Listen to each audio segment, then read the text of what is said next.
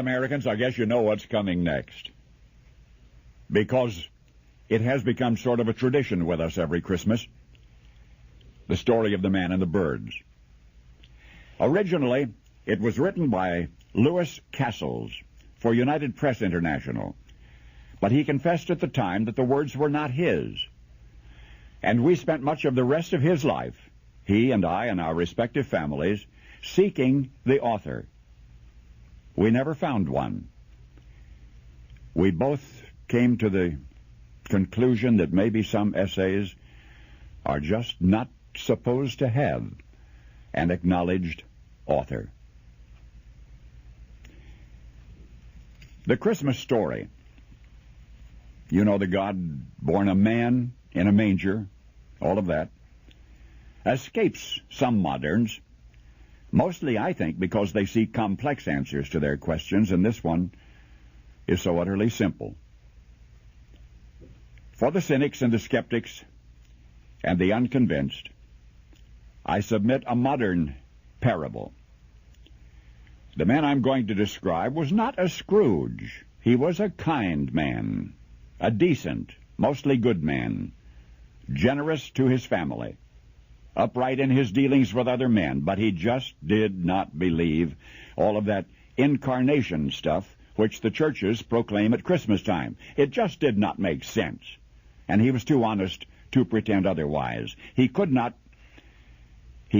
swallow the Jesus story, the story about God coming to earth as a man.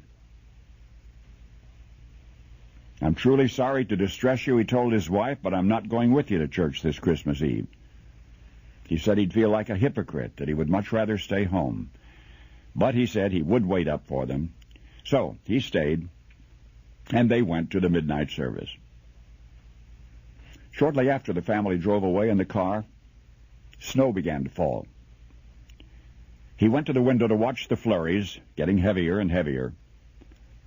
Then he went back to the fireside chair, began to read his newspaper, but minutes later he was startled by a thudding sound, and then another, and then another.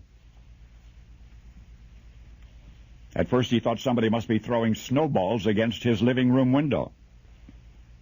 But when he went to the front door to investigate, he found a flock of birds huddled out there miserably in the snow. They had been caught in the storm, and in a desperate search for shelter, they had tried to fly through the large landscape window.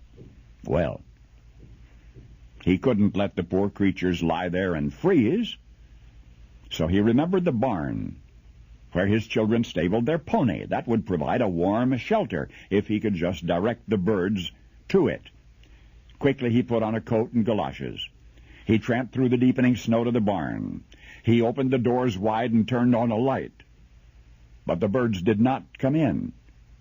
He figured that food would entice them in.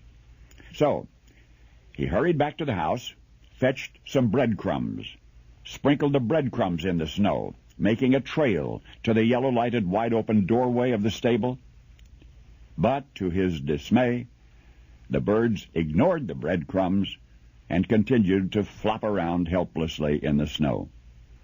He tried catching them. He tried shooing them into the barn by walking around them waving his arms. Instead, they scattered in every direction except into the warm, lighted barn. Well, then, of course, he realized that they were afraid of him. To them, he reasoned, I'm a strange, terrifying creature. If only I could think of some way to let them know that they can trust me, that I'm not trying to hurt them, I'm trying to help them. But how? Any move he made tended to frighten them, to confuse them. They just would not follow. They would not be led. They would not be shooed because they feared him.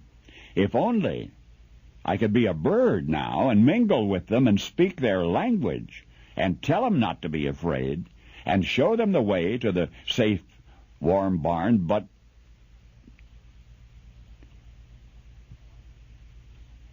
I would have to be one of them